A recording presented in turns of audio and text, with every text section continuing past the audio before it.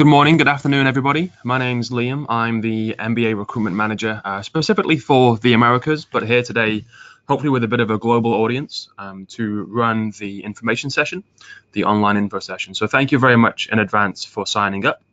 I just want to have a quick virtual show of hands, if we can. Can somebody just please drop me a question in the question box, just to make sure that everyone can hear me loud and clear, that you can see the screen.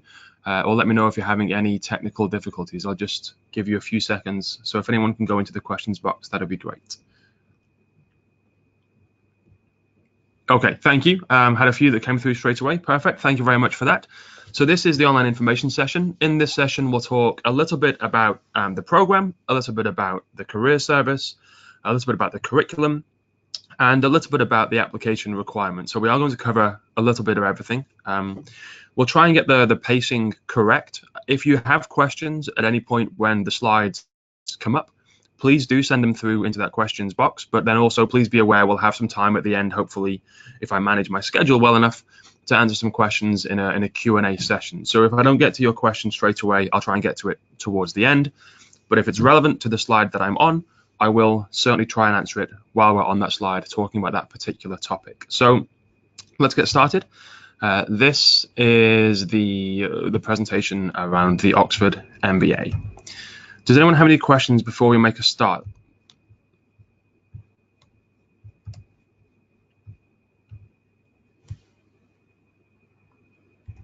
Okay, so no questions coming through, so let's make a start. When you think about Oxford, you might think about this particular landscape. This is what you might expect to see if you Google image Oxford. This is a snapshot of what is a very traditional, old-fashioned kind of building landscape architecture that we have in the city centre. This is kind of a mixture of colleges, a mixture of museums that you can see in the picture there in front of you. And I wanted to put this in because coming to the MBA in Oxford, you have almost access to two different worlds. You have this old-fashioned, authentic, traditional Oxford experience with these buildings that have been there since the 12th and 13th century.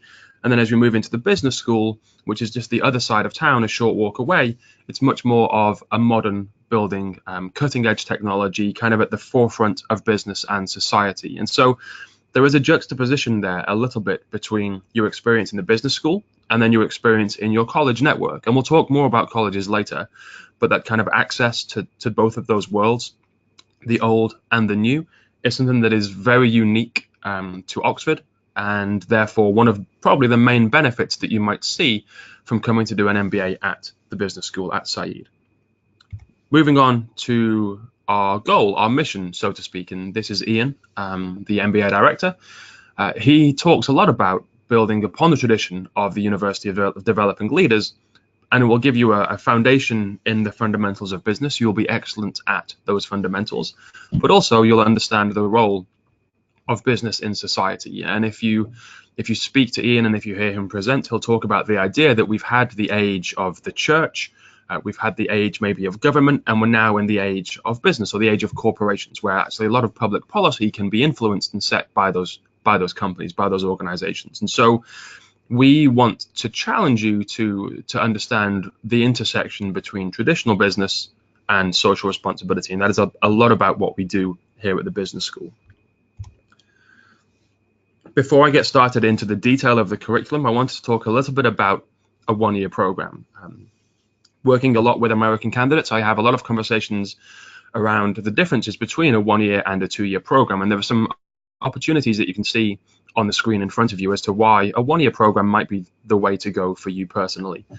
I would say that if you're looking to make a very drastic career transition and you're looking to change your geography and your sector and your job role within that sector, then you might want to think about, is a one-year program actually enough time to be able to do those things? And we will ask you those questions too, quite strongly in your application.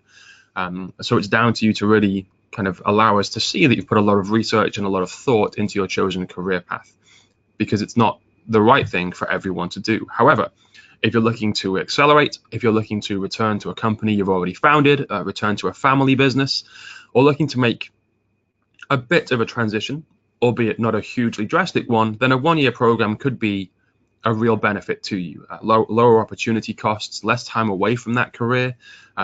It is intense, and there's no getting around that. It's going to be a busy year. The workload is high, as you would expect for an MBA that's been condensed into 1 year.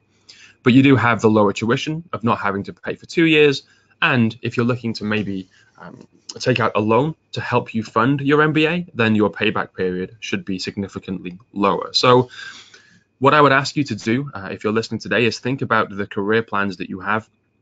Think about how much time realistically you might need to achieve those plans. And if you think a 1-year program will be enough and you're excited about the opportunity here at Oxford, then I would encourage you to apply. If you think you're looking for a drastic change, you're still welcome to apply. You're absolutely welcome to come and join us.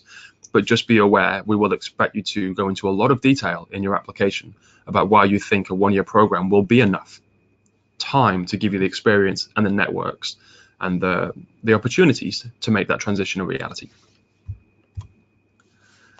So the curriculum goes from what we call like individual learning all the way through to learning and challenging the system. So what I mean by that is the core courses and the electives will give you the chance to learn the fundamentals of business, as we spoke about before. We'll give you the chance to plug maybe some of the gaps in your skill set that you think you might want to address, but also give you a chance to begin to work in groups within your cohort with your fellow students. The integrative modules, the co-curricular activities, and particularly the applied learning are much more of a larger scale landscape. So we're asking you now to use those business skills you've picked up in the first semester or so to think about and challenge some global societal difficulties. So the global opportunities and threats Oxford program, for example, is taking your business learning and applying it to a global system. So as you progress through the year, it goes from the individual through to group work, through to understanding larger opportunities, larger operations, through to the global systems as a whole. And that's the progression that we'd like to see and would like to take you on, that journey that we take you on throughout the year. So in a bit more detail, here's what we're looking at. We have a typical 3-semester academic year. The first semester is October through to December, after a launch period where you first join the school and bed in and get used to being here. And those things that are in red are the 8 core modules that you'll do predominantly over that first semester, and a little bit of overlap into the new year, into January and sometimes February, depending on exams. After that has finished, you'll then start to have your electives. And this is really where you can start to personalize and tailor your experience so that you can really get the most out of your year with us. So if you're looking to specialize in one particular field or change your career path towards one particular sector, once you get through the core modules, the fundamentals, the basics of business, you can then start to really take a bit of a deeper dive into the area that you're personally passionate or concerned with. Those electives run through the end of the second term and into the third term, and then you have a summer option where you can take more electives. You can do an internship or you can do a consulting project. Throughout that year, you'll see some of those integrative modules that are taking place. These are individual modules that talk about entrepreneurship, the skill set of being an entrepreneur rather than wanting to start your own business, because even in an established organization, that mindset, that willingness to change, that challenging of what has gone before that an entrepreneur is very good at is a very important skill set to have through any career. Global Rules of the Game talks about how business works differently in different parts of the globe. And so a decision that might be the right thing to do in one area might be culturally inappropriate, might be in terms of business results, business outcomes, might not be the right thing to do in another part of the world. And so we'll talk a lot about that in that module. And then Responsible Business talks significantly about what is the right thing to do as a future global leader. And that decision between, do I make as much money as I can? Do I try and grow my company as much as I can? And is that to the detriment of other things, such as your employees or your community or your region as a whole? And we strongly believe that there is not like a mutual exclusion between those two things. You can do well, you can be successful, you can make money, while at the same time creating positive social change for your employees and for your community. And so that's responsible business and looking at that and all of its umbrella functions. Applied learning, these are things that will challenge that system. So we've talked about GO2, Global Opportunities and Threats Oxford already. The entrepreneurship project is something that allows the entrepreneurs who are looking to start their company or have already begun to start their company to present their ideas and maybe source some seed funding. And then in the summer, you have the internship or the consulting project. And those internships are very global. You can have those wherever you would like to be based. And the consulting project is also overseas or based in London. It's more of a group internship. So the consulting project, you go as a team from the school, you work in a consulting firm, and you're working on a challenge or a case that is with a real client along with those consulting firms analysts. So it's assessed, it's part of your MBA, it goes towards your final grade, but it's more of a group activity rather than an individual internship.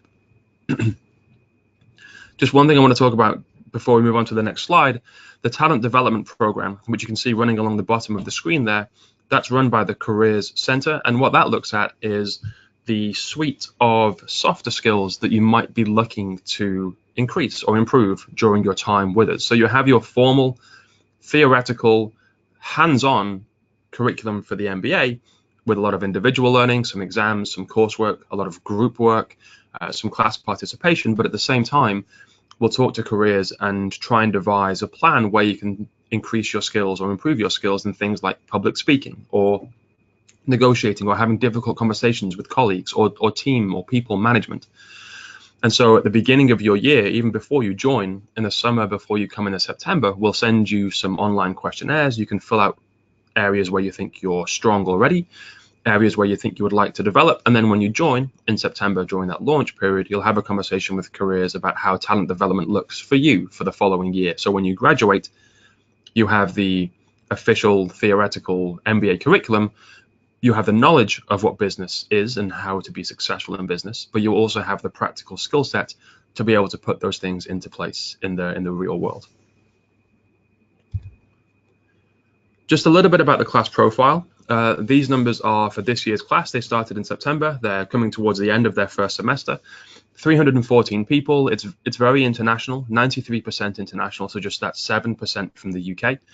That's made up of 63 different nationalities with almost 40% female. The average numbers of work experience and the median GMAT haven't really changed that much over the last couple of years. It's around 5 years of work experience and a 690 median GMAT. We do accept GRE, just quickly. We don't really have an average score for GRE, simply because not that many people take it. We do have a target we would like you to achieve on the GRE, and we'll talk about that more in the application requirements. But just a quick question that we've had through in terms of, do you accept GRE as well? Yes, we do. So looking at where that class comes from, we talked about international diversity.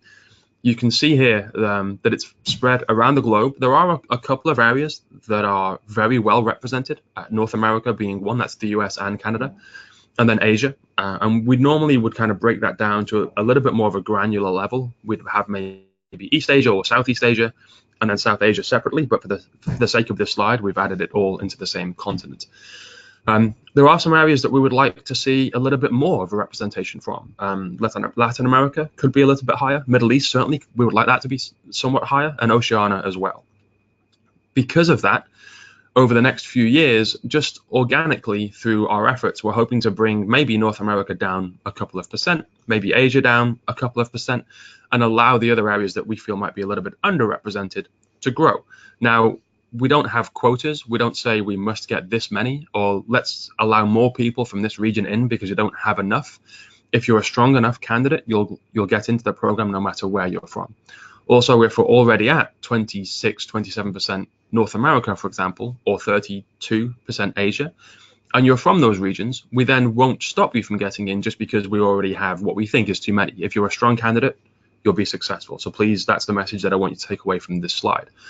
Something else that I wanted to say about diversity, it's more than just where do you come from in terms of nationality.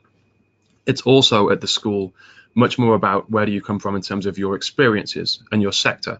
And so if you research some other schools based within Europe, for example, some are very well known for being a finance school, and some are very well known for maybe being a consulting school. We don't really have a specialization. So what you'll find here is that the cohort that we're able to build is very experientially diverse too. So if you're sat in a room with a team of maybe 6 or 7 people, and we've given you a challenge to solve, what you'll find is that you'll have maybe one person from finance and one from consulting, one from healthcare, maybe one that's working for the UN or the World Food Program, maybe the World Economic Forum or the World Bank, somebody that started their own company, somebody that works in public versus private, so works for a government maybe. And so the experiences that you'll be able to share and listen to, I think, are probably a little bit richer than you might find in a school that is very well known for one thing, where 6 out of those 7 people sat around that table might come from a finance background, and therefore their ideas are relatively similar, or come from a consulting background and therefore have the same thing. So when I talk about diversity at the school, yes, I mean nationalities, and yes, I mean different parts of the world, but we also talk a lot about your experiences and the sector and the life experience that you bring with you to make it an interesting and a diverse cohort as we can for everybody involved. Moving on to a little bit about careers. So that headline number on the left-hand side is the most recent career statistics we have for a graduating class. So this statistic is for the class that graduated actually in 2017, September 17, because we wait for 3 months after graduation before we collect this figure. So we're very close to updating this for the class that graduated this September. But at the moment, this is the most recent data we have. So you can see there that 91% of all of our MBA graduates received a job offer within 3 months of graduating, which is a really competitive figure, one of the leading figures within Europe. Towards the middle of that screen, you can see geographically where did they go. And what you'll notice is that almost half of the class chose to stay either in the UK or Western Europe. And so if you're thinking that Oxford might be the beginning of a relatively permanent move into Europe, then that is a path that seems to be quite well trodden by previous cohorts. North America and Asia are the next two. The other way around, actually, Asia is second, North America is third in terms of popularity. And then you can see there's quite a widespread, albeit small percentages for almost the rest of the world. The sector destinations kind of talk a little bit about what I was just saying around we don't really have one particular area where a lot of people will go. We do have finance as the biggest, and consulting is the next one down. Those top two will probably always be the top two. Social impact is growing quite quickly, but again, you can kind of see that technology as a whole and then broken down into smaller areas, it is a very widespread and diverse cohort. And so because of that, if you think about the kind of companies that come onto campus to recruit, it's very, very diverse. And we'll have a slide about that just in one slide's time, just some logos and some names of companies that come onto campus to speak to the graduates. Before we do that, just a little bit about the Career Development Center. We have broken that team into 4 main industry areas, and we have these pockets of excellence in these areas. So global industry, finance, social impact, and consulting. And beneath each one of those, you can see specialist programs that run in that pocket of excellence. So if you're looking at social impact, for example, then you'll work within that team, within the Career Center very closely, and have that workshop, that boot camp, and the social impact conference. So we have this area of expertise within the careers industry, within the Career Center.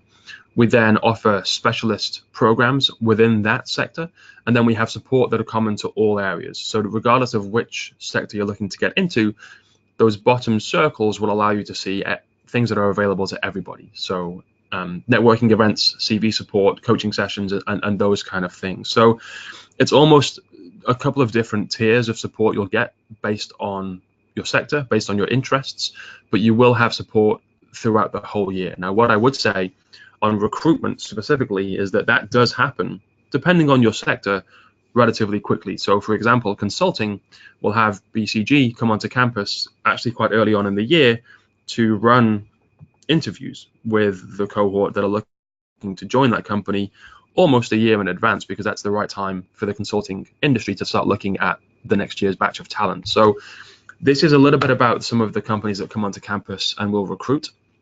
It's very widespread in terms of industries. There are some big names in there that you would expect to see, and there are some slightly more boutique companies in there that you might not expect to see.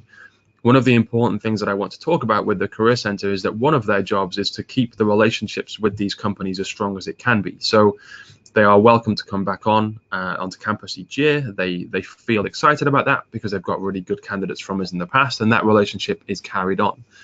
If you come to us and you have an idea of a company that you would like to work for that might be relatively new, relatively boutique, it's a startup that maybe we've only just begun to hear about, then speak to your careers team and ask them to try and open up that networking door for you. If we can't bring them onto campus to see you face to face, we'll do our very best to have a conversation with them and with you over the telephone or some kind of other virtual way where you can at least have those conversations and get that started regarding possibly going to work for them once you've graduated.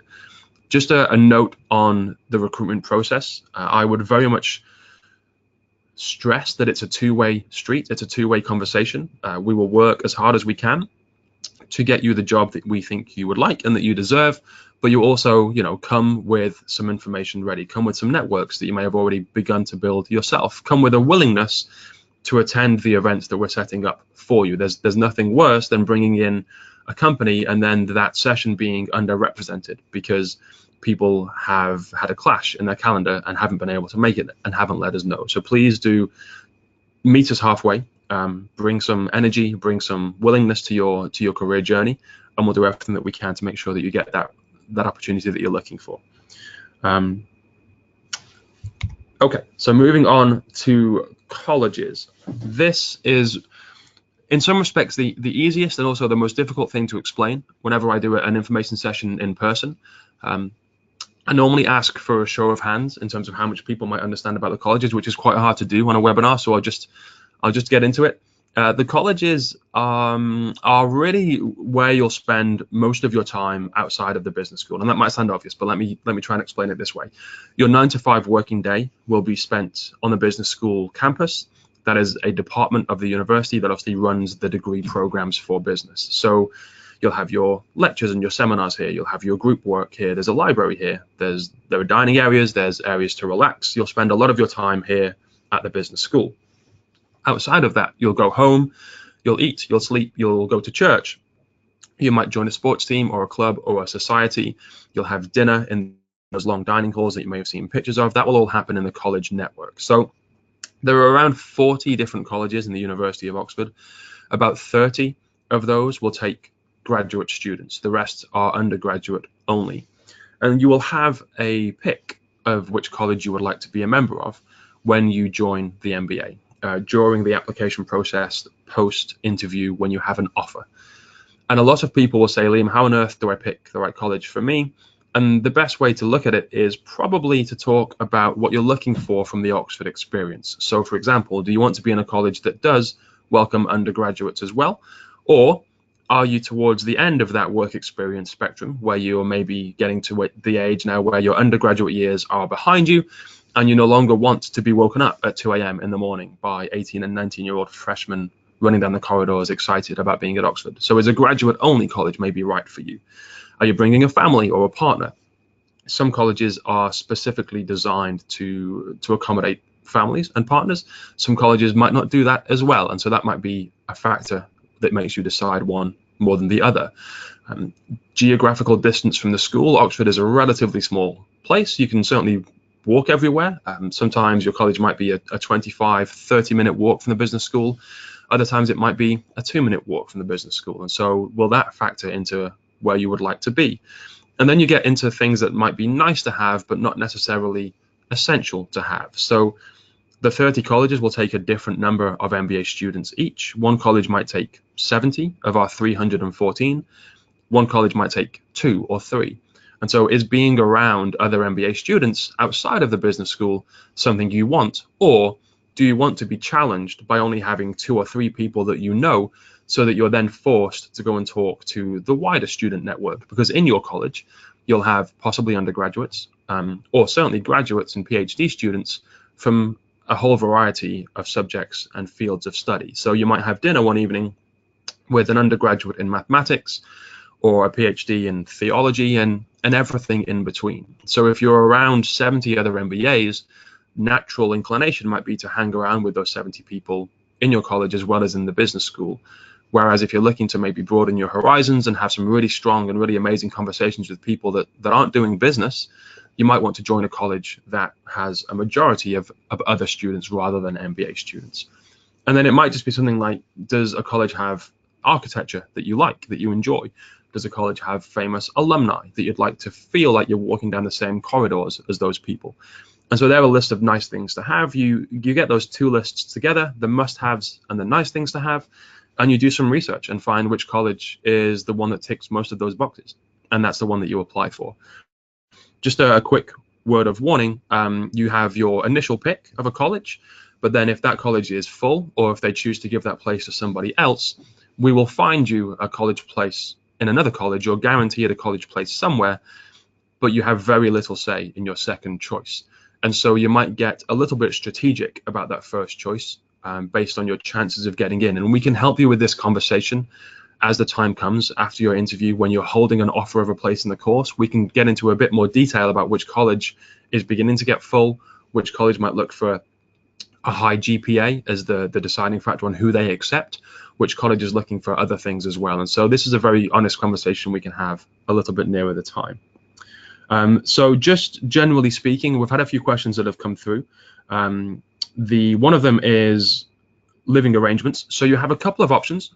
Colleges will all have accommodation, either inside those four walls you can see on the picture, inside those quads, or graduate accommodation can often be in another part of town in a separate block. You can choose to live in that college accommodation if you want to. Some people will choose to live in privately rented accommodation. And there are pros and cons of each option. The benefit of being in the college accommodation is that it feels a very authentic Oxford experience. You'll wake up, you'll hear the church bells ringing, you'll see people cross the quad to go to breakfast in the morning. But some of those buildings are a few hundred years old.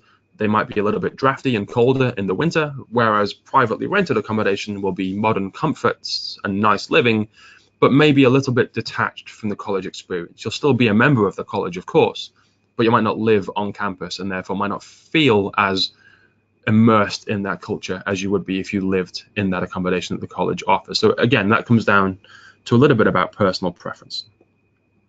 Just a quick question about distance. So how far from the city is the modern campus you showed? So just to the top left of the picture you can see here, from that point where the picture cuts off, it's about a 5-minute walk. You can probably cover east to west of the city of where the colleges start, which is probably Magdalen College on the east of the city, all the way through to the business school, which is right next to the train station. That walk will probably take you no more than 30 to 35 minutes.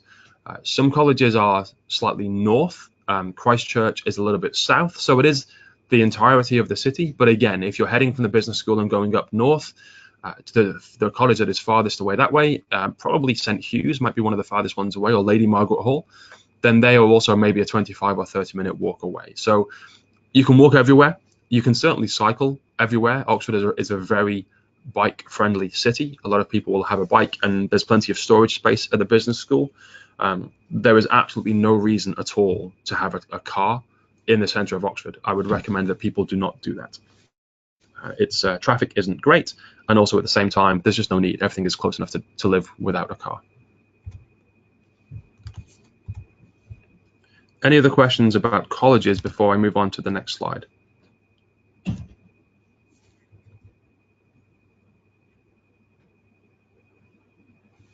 So application requirements, just going to briefly talk through these. There are several of these that we look for. What I would say is that nothing is particularly set in stone or concrete. However, my encouragement would always be to obviously get as high an academic score as you can in your GPA, in your GMAT, in your GRE. Aim for as high as you can, of course. But at the same time, it's not just about those academic scores. We want people that are academically strong. We're at University of Oxford. That's what we're looking for. That would be no surprise to anyone, I don't think. But we're also looking for people that have strong careers, strong work experience, are looking to forge strong careers as well. So there really is not one thing that will make or break your application on its own. We'll take a view of all of your components, all of your application requirements added together, and it's a sum of its parts rather than an individual thing that we might be concerned about. With regards to undergraduate degree, you must have one. The GPA is about 3.5, or as a UK equivalent of a 2-1, at least an upper second degree. Professional experience, we look for at least 2 years. As you saw from a previous slide, it's average about 5. What I would say here is that more important than the number itself is actually how that previous experience fits in with your career goal. So do you have 7 years of experience working in a particular sector and you want to make a change to a related sector, or at least a related job in a different sector? That seems like it would be okay. Do you have 2 years of experience, and so you've hit that minimum requirement, but that 2 years was in maybe marketing, and now you're looking to go and work in investment banking? And that's a very drastic change, which goes back to what I was saying before about, is a 1-year program going to be enough for you? So don't think too much about the number. Don't think too much about, do I have enough experience? Think more about how that experience fits with what you're trying to do in the future and how you can frame that in your application materials. GMAT or GRE score, generally speaking, a 650 is a competitive score. You saw from the slide that our median is a 690. For the GRE, that's about a 160 in the verbal, that's 160, and 161 in the quant section.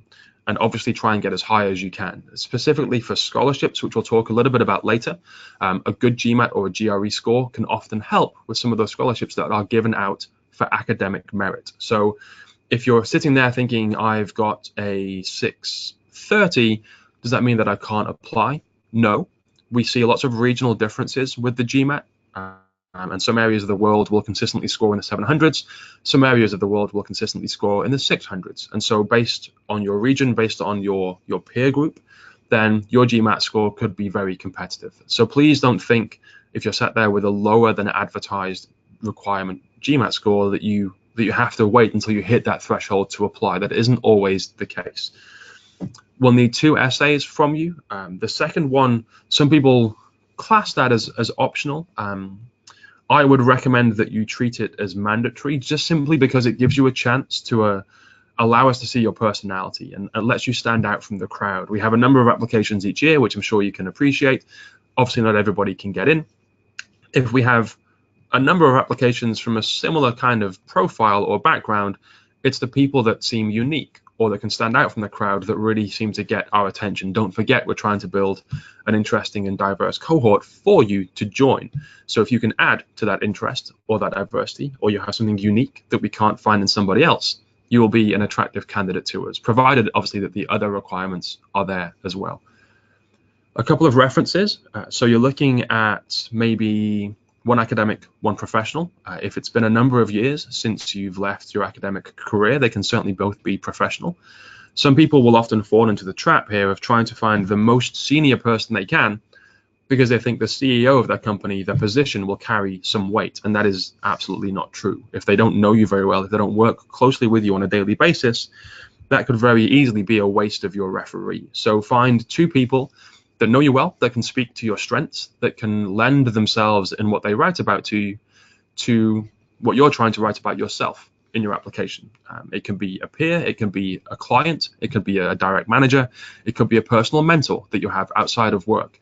But just make sure that it's 2 people that have a lot of information and a lot of understanding about you as an individual. English language proficiency. If English isn't your first native language, and if you have not studied a degree level qualification where English was the medium of instruction, so we're talking about maybe you've studied in the US and did your undergraduate or a master's degree there, if that does not apply to you, you will need to do either the IELTS or the TOEFL. And we have minimum requirements that we have on our website that you would need to hit. Now, this is probably the most strict requirement that we have on the website. We've talked about maybe a GMAT being a little bit lower or work experience being just about those 2 years if it makes sense with your career. But the English proficiency, because you have to obviously understand the class, you have to take part, you're looking to engage, we want you to contribute. There's a lot of reading involved, there's essays that you write. And so we really are going to test your language skills, your English language skills, as much as possible. So again, if you're 1 or 2 points below the minimum required score, get in touch, let's have a conversation. But if you're coming in below that required score relatively significantly, then that could be an obstacle in the way of your application. So if that applies to you, if you think you need that IELTS or the TOEFL, and we can talk about that individually if you want to get in touch after this webinar, then we certainly can, then put a lot of time into that, because that is going to be an important part of your application. Just a question on references, going back to just that quickly, one's come through. If you're the CEO already, congratulations. Could it be an employee? Yeah, certainly. Bear in mind that we want people that are going to be honest about you. So we want people to understand and convey your strengths, but also convey where you need to develop. No one is perfect. Everybody should realize that. We want people that have a level of self-awareness and emotional intelligence and the confidence to be able to say, these are my strengths, this is what I'm not so good at. So if you think that your employee is going to very honestly talk about that and give us a bit of a balanced argument, then great, absolutely, use whoever you would like to. That's no problem whatsoever. If you think that they're going to be a little bit scared of saying things that might not be hugely complimentary, or at least a little bit constructive, then try and use somebody that is not afraid to have that conversation. And they should know that you'll never see what they write, because that is for internal use only, unless they happen to share it with you themselves. That's their prerogative. But we'll never show you what they've written. And so because of that, they should feel safe about what they can write. But if you think that they are unable to frame those development areas in a constructive way, then choose whoever you think can do that. Any other questions about the requirements before I move on at all? We've had a question about the essay. So essay number 1, for people that aren't aware, asks you to write about a statistic or a trend that shocks you and how you might use the MBA to address or reverse that trend. And so the question is, can I write about a shock in a trend of the changes in ocean as the essay content, although it doesn't speak about professional work? It certainly doesn't have to be professional work. What I would like to see, and I think what the school would like to see, is that it's an essay around a topic that you feel passionate about. That's the most important thing. If that links to your career or the career you're looking to forge, all the better. But it certainly doesn't have to be. If it's something that you're passionate about that is a personal interest or something outside your sphere of professional expertise, then that's okay. Please don't assume that because we are this school that believes strongly in social responsibility, that the essay has to be about a global social challenge. It does not. If you're talking about being an investment banker, for example, and that's your career path, and you're strong in finance and you're looking to forge a career there, and then you talk about renewable energy, for example, in your essay, that might be a little bit of a disconnect between what you're looking to do with your professional career and what you're personally passionate about. And so I would much rather see a theme throughout your entire application based on your career, based on your interests, and based on your passions. And so if you can get that essay to link with all of those things, I think that's a more compelling use of it than just writing about fresh water or renewable energy or what does the future of the world look like, simply because you think that's what we want to hear about. That is not particularly true. So just moving on to application deadlines quickly, we've had the first couple that have passed already. For people that are looking to apply and join in September 2019, you have 2 deadlines left. One is coming up in January, and then we have the final stage in April. A lot of questions I get when this slide comes up is, are the chances of getting in now dwindling because we're already halfway through the recruitment cycle? And the answer to that is no, not at all. Stage 3, January, is just as likely to have you admitted into the class as the first couple of stages. Stage 4, sometimes we are beginning to see that the class is already quite full. And so the April stage can sometimes be a little bit more competitive. We might run a wait list in stage 4 where we have a lot of candidates that we like, but only so few spaces left. And so we'll ask some people to wait on a wait list. So if someone else turns their offer down or goes to another school, that place becomes free, and we'll move you along the wait list until it's your turn to be made that offer. So that's only really happens in April. Scholarships, which I'll talk about next, are still available in January. College places are generally still available in January. There might be a couple of colleges that only had 2 or 3 spaces to begin with. They may be full by now, but the vast majority of them are still open. And so if you're thinking of applying and weighing up, do I apply in January or do I wait until stage 1 next year to join in 2020? If you're ready in January, my encouragement would certainly be January, because you have every chance of getting in. It's traditionally our busiest window. We do have maybe more applications in January than we have in the first 2. But saying that, we still will interview the same ratio of people. So if we have more applications, we'll just interview more people, and then we'll make more offers than we have maybe in September or November. So we don't have a cap on how many people we interview per se each window. We'll just interview the people that look strong. We'll offer to people that look strong, regardless of when they apply. If you're considering the difference between January and April this year, my overall piece of advice would be work to the timeline that allows you to put your best application forward. If you feel like January might be a rush and you want a couple of extra months to study for the GMAT and get a better score, or put some more time into those essays, and actually April would be better for you and make a more compelling application, then that is absolutely the right thing to do. Don't work towards these deadlines if you think that you're going to put in an application that is only really 80% of you as an individual and what you can show us. By far, the most important thing is working to a timeline that allows you to show us your best self. So just a brief word about scholarships, and we actually have a scholarships webinar that I'm hosting next week, so there'll be a lot more detail about these. If you haven't registered for that, then please do. You can find it on the events page on our website. We'll spend almost probably an hour talking about scholarships alone. So just a brief run through here. We have some internal scholarships that we manage ourselves here at the Said Business School. They're Said Foundation scholarships. For these ones, every time you make an application, if you're successful, there's a box that you can tick saying you would like to be considered, and there's nothing else you have to do. We'll grade your application both for acceptance into the program, but also eligibility for all of our internal scholarships as part of that process automatically. And so if you qualify for the Africa scholarship, you don't have to write an essay or have an interview for that scholarship itself.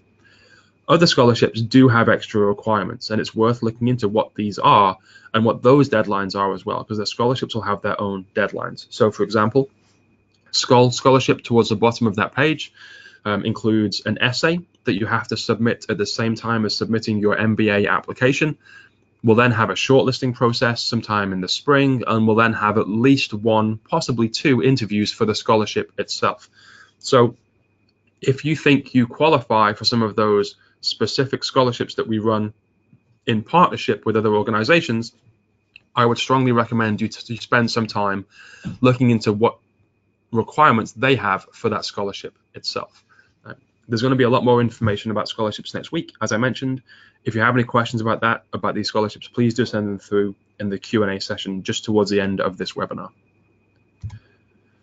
And so next steps, if you haven't introduced yourself to us already, drop us an email, send us your CV. We have an email address. It's mba-recruitment@sbs.ox.ac.uk. Get in touch that way if you'd like to. You can go to our website, download a brochure, prepare for your GMAT or GRE. Outside of the IELTS or the TOEFL, this is probably the one thing that might take more hours than you realize. Anecdotally, I've heard people say they've studied for maybe 50 hours, anything up to 100 hours to get the score that they are happy with, that they think represents themselves in the way that they would like to. So that can be a big piece of work. If you haven't started that process already, I would recommend you do that as soon as you can. We have official open days at the school here, so if you're looking to come and visit us, then look out for the events on the website. If you can't make those particular days, then get in touch. We have a campus visit form that you can fill out on the website, which allows you to request that you come in and see us. Give us a little bit of notice. You have to give, I think, at least 5 working days notice for us to be able to arrange that. But if you find yourself in the UK for business, or if you're coming to London for a vacation or a holiday, we're only an hour away from London on the train, then come see us. We'll show you around. We can try and get you to observe one of the lectures if they're running that day, maybe introduce you to an existing student so you can have a conversation with them about their experiences, and we'll just answer any questions that you have on a personal level about your personal circumstances. If you can come to the open day, please do. It's a whole day of events. There'll be a lecture, there'll be a lunch with existing students, there'll be a Q&A panel with existing students that allows you to grill them on what's working well for them and what are the challenges of a one-year MBA. But if you can't make those days, then you can do those campus visits individually and just get in touch to arrange those. And if you haven't already, then think about starting your application. The system that we have allows you to kind of jump in and out whenever you would like to, so you can get it started. You can put on your referee's contact details, and the system will then send them an email asking for their reference. Sometimes people don't give their referees quite enough time to get that done. Don't underestimate how much time your letters of reference might take to write. These are busy people that you're asking to do these things for you. So get that started. You can work on your essays bit by bit. The system will save all of your information before you hit submit, so you don't have to start again from scratch every time you log in. So It's never too early to get that started. You can get online and get those bits ticked off one by one while you're working on your GMAT or your GRE or doing other kind of preparation, and just keep in touch, and we can generally keep that conversation going. So I'm just going to leave you for a few minutes with this final slide from the Dean. This is, again, is talking about our impact on society, our challenges facing the globe. I'm just going to mute my microphone just for a few minutes while I run through some of the questions that have come through. This is where the Q&A can really start. So if you've been waiting politely to ask a question, please no longer wait. Please send it through. I can't get to them all, but I'll get to as many of them as I possibly can in the next 15 minutes or so before the session comes to an end. So thank you very much for attending. I'll be with you in just a few moments, and I'll be back to answer some questions in just a few seconds. Thank you.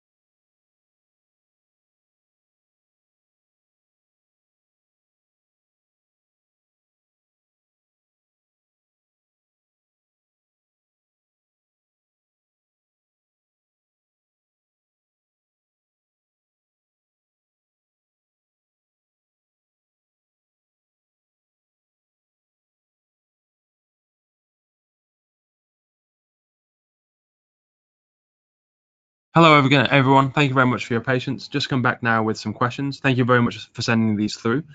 I'm going to start by going back to a couple that were sent through as we were going through the slides. One of them is about work experience, and a couple of people have asked the same thing, and is there an upper limit on work experience? So it's a good question.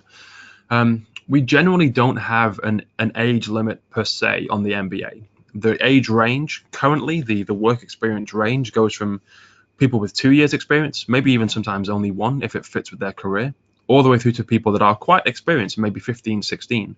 So in terms of ages, it's maybe 24, 25, all the way through to people in their late 30s. So we don't really have a cutoff point. What we will talk to you about is how does your experience fit with the people you want to surround yourselves with. So for example, in the MBA, if people generally are 5 years into their career, they're going to be in their maybe late 20s, what can you learn from those people as somebody who has 17 years worth of experience? And is it going to be too much of a one-way thing where you're sharing your wisdom and your experience without really learning too much from them? For that instance, maybe the executive MBA, which runs over 20 months on a modular basis, might be the best thing for you, because you'll be surrounded by people that either at your level of experience or higher, and so there are more people that you can learn from. So the question really isn't about how old you are, how much experience do you have. It's much more about who do you want to be surrounded by and what will give you the best experience in terms of learning environment for you to be involved with. So If you think a one-year MBA is the right thing for you and you're at the very end, the very top end of that age experience, or that age or work experience spectrum, by all means, you're very welcome to apply, absolutely. But at the same time, we'll have a conversation with you about which is the right program for you as an individual. So expect that conversation to happen.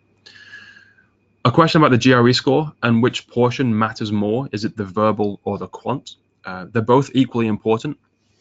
What I would say is that if your future career is looking at something that is going to be quite quant heavy, investment banking, for example, then your quant score will become much more important to us, because we want to be able to see that you can manage the level of quant you'll do in your future career path.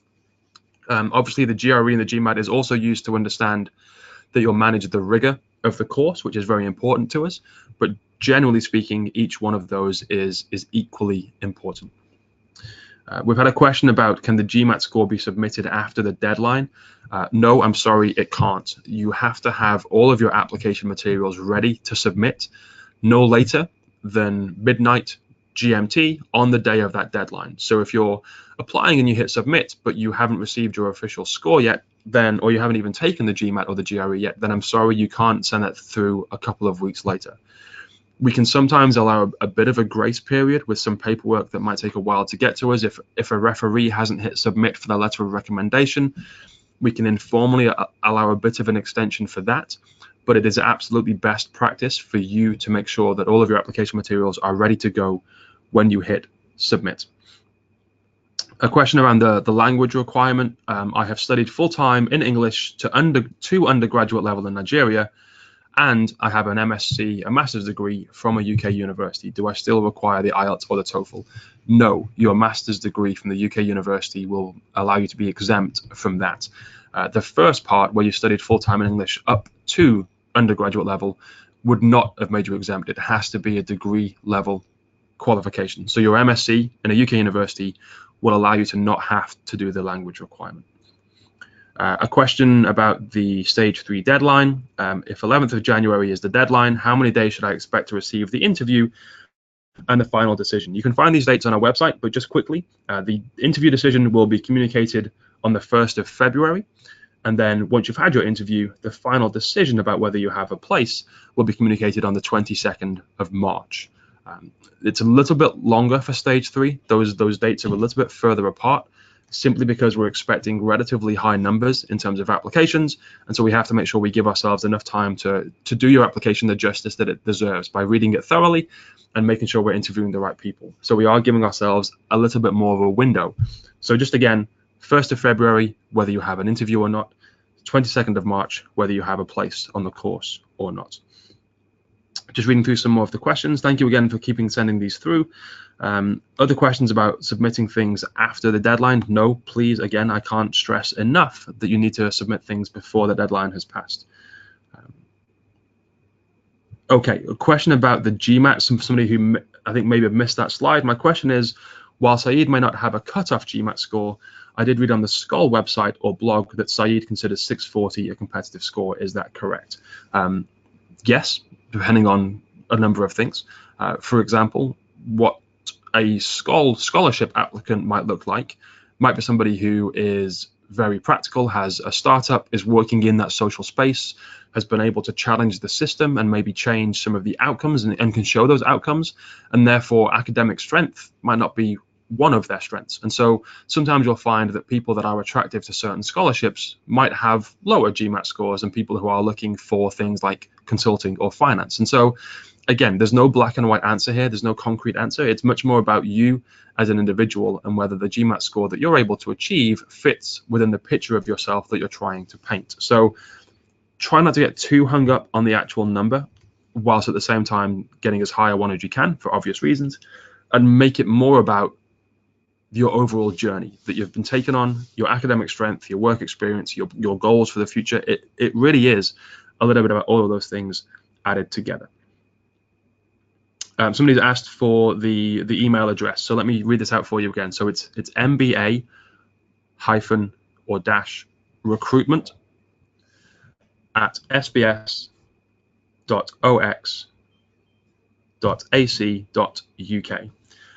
And one final question that's just come through now before I sign off, and it's just about the GMAT. If I get a higher GMAT score after I've already applied, Can I send it, and will you check it?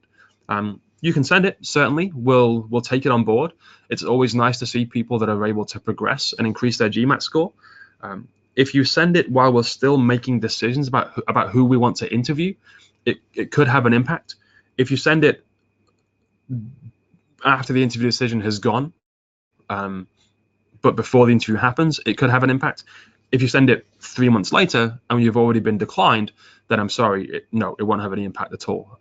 So if you're thinking of maybe resitting that GMAT sometime around the deadline, you already have an existing score that you're trying to improve, I would recommend that you get in touch and we'll have a conversation about the timings and about how best to do that. Thank you very much for all of your questions. Thank you very much for all of your really engaged questions that you've sent through. Thank you for your presence on the webinar today. It's been great talking to you. If you have any further questions, please do send them through to that email address that I've given you. Sign up for the scholarship webinar next week if you're interested in hearing a little bit more about that and you want to hear my voice again. And we'll get back to you as soon as we can with any questions that you send through. Thank you again, and we look forward to seeing your applications and meeting you on campus at some point in the future. Bye for now.